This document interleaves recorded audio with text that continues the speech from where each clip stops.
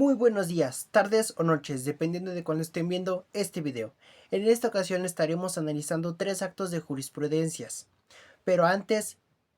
permítanme presentarme. Soy el estudiante Rafael Navarrete Ramírez de la Universidad Virtual del Estado de Guanajuato, con matrícula 230232320. Este reto lleva por nombre la jurisprudencia, el cual pertenece al módulo de juicio de amparo, el cual se lleva en la licenciatura de Derecho. Este módulo está a cargo de la asesora Sofía Pérez Fuentes Sacramento. Este video se está elaborando el día 21 de septiembre del año en curso. Después de analizar estos casos, daremos respuesta a unas interrogantes planteadas. Para dar paso, analizaremos el primer caso, el cual es de la primer sala de jurisprudencia número 102 del 2011, el cual lleva por nombre Facultad de Atracción. La Suprema Corte de Justicia de la Nación puede ejercer a efecto de integrar jurisprudencia sobre un problema que implica el análisis de diversos preceptos constitucionales y legales. Los requisitos de importancia y trascendencia para el ejercicio de la facultad de atracción se satisfacen cuando se solicita para integrar jurisprudencia por reiteración y la problemática planteada implica el análisis e interpretación de diversos preceptos constitucionales y legales, ya que en tal supuesto dicho ejercicio entrañaría la fijación de un criterio jurídico trascendente para casos futuros. Lo anterior es así, pues en atención al principio de legalidad, la jurisprudencia debe formularse con un grado suficiente de determinación el cual permita saber la conducta ordenada o prohibida, así como las consecuencias de su inobservancia, ya que de otro modo el objeto de vincular a las autoridades en el cumplimiento de la ley será inalcanzable, pues la garantía de certeza es fundamental en el principio de legitimación democrática. Ahora que terminamos de leer el primer caso, responderemos las interrogantes que tengan que ver con este caso, la cual la primera nos dice qué método de integración, ya sea por reiteración, contradicción de criterios o procedimientos obligatorios, se utilizó para la creación de esta primera jurisprudencia. Pues podemos decir que el método de integración que se utilizó para la creación de esta jurisprudencia fue mediante la reiteración, pues en este sentido la tesis argumenta que la Suprema Corte de Justicia de la Nación puede ejercer su facultad de atracción para crear jurisprudencia sobre un tema el cual ya haya sido analizado en diversos casos, además de que implica la interpretación de múltiples preceptos constitucionales y legales. Al hacer esto, se busca establecer un criterio jurídico uniforme y obligatorio, el cual nos brinde claridad y certeza jurídica,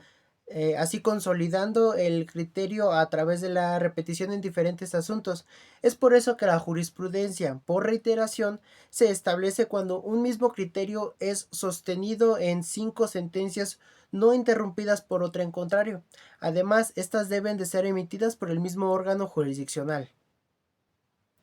La segunda pregunta con respecto a este primer caso nos menciona que identifiquemos si se cumple con el requisito establecido en el artículo 223 de la Ley de Amparo respecto a los votos que deben emitirse para su aprobación.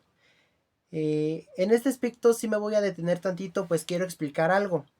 Esta tesis de tipo jurisprudencia fue presentada y dada a conocer en el Seminario Judicial de la Federación y su Gaceta Oficial en septiembre de 2011. Es de señalar que en ese momento la ley establecida era de 1936 y posteriormente, el 2 de abril de 2013, tuvo una reforma, la cual fue publicada igualmente en el Diario Oficial de la Federación. Entonces, basándonos en la ley de amparo de ese momento, el artículo 223 que se nos hace mención no tiene ninguna relación con el caso que estamos analizando, ya que en esta pregunta se nos pide si se cumple con los requisitos establecidos, por lo que podríamos decir que no, ya que esta tesis fue publicada mucho antes de la reforma a la ley de amparo, ya que después del 2013 se derogó este artículo, pero se creó el artículo 224, en el cual sí se menciona que la jurisprudencia por reiteración se establece por los tribunales colegiados de circuito cuando sustenten por unanimidad un mismo criterio en 5 sentencias no interrumpidas. Por el contrario, entonces la respuesta sería no y sí, ya que si tomamos en cuenta que el año en que se realizó no estaba dentro de la ley de amparo, bajo ningún artículo, pero sí entra dentro del artículo 224 de la nueva ley de amparo reformada a partir del 2013. Hemos terminado las preguntas respecto al caso número 1, así que pasamos con el caso número 2. Este caso es un poco largo, es igualmente de la primer sala, número 78 del 2018, la cual lleva por título Sistema de Justicia Penal Acusatorio Oral contra el auto que ordena la citación del investigado a la audiencia inicial. Es sin precedente el juicio de amparo indirecto, interrupción de la jurisprudencia, de la primera jurisprudencia número 93 del 2013, de la 10ª época. Dice: la primer sala de la Suprema Corte de Justicia de la Nación, al resolver la contradicción de tesis 97-2013, de la cual derivó la jurisprudencia 93-2013, interpretó las legislaciones adjetivas penales de los estados de Chihuahua y Durango, y sustentó que la orden de citación al investigado a la audiencia de formulación de imputación con apercibimiento de aprehensión en caso de no comparecer transgrede el derecho a la libertad de ambulatoria, pues coloca al individuo en una situación ineludible, ineludible de obediencia ante un mandato judicial, lo que se traduce en un acto de imposible reparación susceptible de ser impugnado a través del juicio de amparo indirecto. Ahora bien, de una nueva reflexión, esta primera sala estima necesario interrumpir ese criterio jurisprudencial, porque la regulación de la situación a esa audiencia en las legislaciones locales mencionadas es semejante a la prevista en el artículo 141 del Código Nacional de Procedimientos Penales para la situación a la audiencia inicial, y de la lectura sistemática de las fracciones 1 y 2 del artículo antes mencionado. Se advierte que la citación de la persona investigada a la audiencia inicial, en la que habrá de formularse imputación en su contra por sí sola, no es un acto que afecte su libertad personal, al tratarse de una simple comunicación del juez, a petición del Ministerio Público, en el sentido que se requiere su presencia para el desarrollo de una audiencia en la que se formalizará la investigación que se sigue en su contra y se formulará la imputación respectiva, audiencia en la que podría o no ser vinculado a proceso y en su caso sometido a una medida cautelar. No obsta a lo anterior el hecho de que, conforme a la fracción 2 del precepto citado, en caso de no comparecer injustificadamente, pueda ordenarse su comparecencia forzosa, pues ello es un acto futuro de realización incierta, condicionado a que el citado no asista sin justificación, y el representante social solicite que se ordene su comparecencia mediante la fuerza pública, por lo que ese acto de comunicación como tal no incide en la libertad personal del citado. De ahí que contra el auto que ordena la situación de investigado a la audiencia inicial es improcedente el juicio de amparo indirecto, pues se trata de un acto judicial fuera de juicio que no afecta a la libertad personal del quejoso, conforme al artículo 107, fracción 4 de la Ley de Amparo. Pues, como podemos ver, esta jurisprudencia es un poco larga.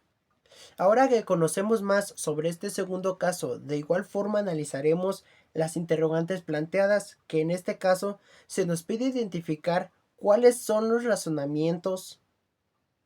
o más bien, sí, cuáles son los razonamientos para que la primer jurisprudencia número 98 del año 2013 de la 10ª época fuera sustituida por la primer jurisprudencia número 78 del año 2018 de la 10ª época, la cual fue emitida por la primer sala de la Suprema Corte de Justicia de la Nación. Es importante mencionar que ambas resoluciones fueron publicadas por el mismo órgano. El cambio entre la primera jurisprudencia número 98 del 2013 por la 78 del 2018 fue debido a la contradicción de tesis entre la propia primer sala de la Suprema Corte y un criterio distinto que esta misma sala había dado. Pues la contradicción de tesis se da cuando existen diferentes criterios o interpretaciones sobre un mismo tema legal. En este caso, existe una diferencia en la propia primer sala, lo que llevó a la necesidad de una nueva jurisprudencia para resolverla. Otra de las razones principales fue que la Suprema Corte concluyó que la orden de citación a una audiencia inicial no afecta la libertad personal del investigado, pues este se considera una simple comunicación del juez para solicitar su presencia. Otra razón es la jurisprudencia 78 del 2018, pues esta unificó un criterio que antes estaba disperso o en conflicto con la tesis 93 del 2013, ya que al declarar la contradicción de tesis, la Suprema Corte emite una nueva jurisprudencia, la cual deja sin efecto el criterio anterior. De esta manera, estableciendo una interpretación correcta y obligatoria del derecho en la materia.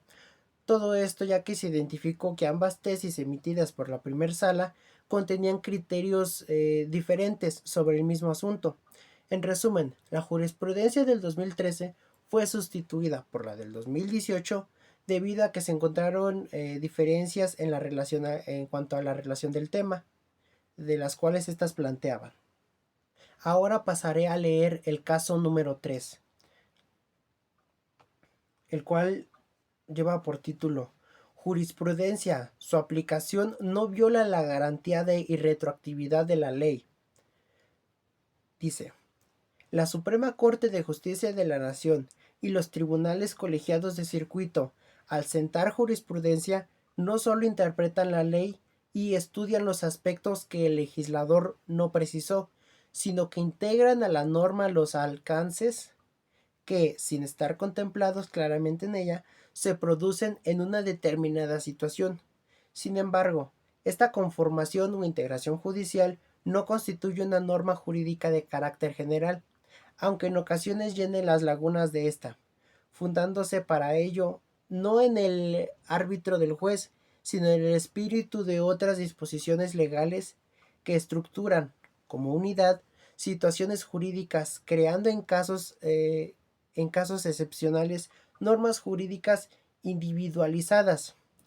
de acuerdo a los principios generales del derecho de conformidad, con lo previsto en el último párrafo del artículo 14 constitucional, tal y como se reconoce en el artículo 94, párrafo sexto de la Constitución Federal, así como los numerales 192 y 197 de la Ley de Amparo, en los que se contemplan a la interpretación de las normas como materia de la jurisprudencia.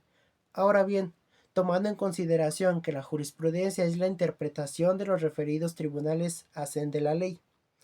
y que aquella no constituye una norma jurídica nueva equiparable a la ley, ya que no cumple con las características de generalidad, obligatoriedad y abstracción. Es inconcuso que al aplicarse no viola el principio de irretroactibilidad,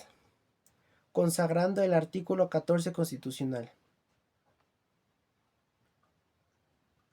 En este caso, la interrogante nos dice que señalemos para qué autoridades es obligatoria la aplicación de dicha jurisprudencia. Al igual que en el caso 1, esta jurisprudencia fue publicada en el 2000, por lo tanto se basa en la Ley de Amparo publicada en 1936 hasta 2013, pues en esta ley se plasma en su artículo 192 quiénes son las autoridades obligadas a aplicar dicha jurisprudencia, las cuales son los tribunales unitarios y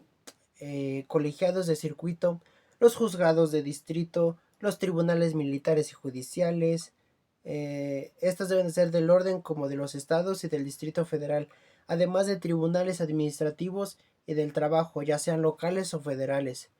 Mientras que la Ley de Amparo reformada en el 2013 hacia adelante En su artículo 212 establece que la jurisprudencia establecida por la Suprema Corte será obligatoria para todas las autoridades jurisdiccionales de la Federación y de las entidades federativas, con excepción de la propia Suprema Corte. Al ser una tesis publicada en el 2000, está bajo la Ley de Amparo de 1936 al 2013.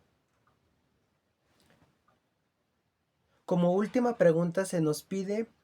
que indiquemos en qué época del Seminario Judicial de la Federación fueron publicadas estas jurisprudencias. El caso 1 fue publicado durante la novena época, mientras que el caso 2 fue publicado en su 10ª época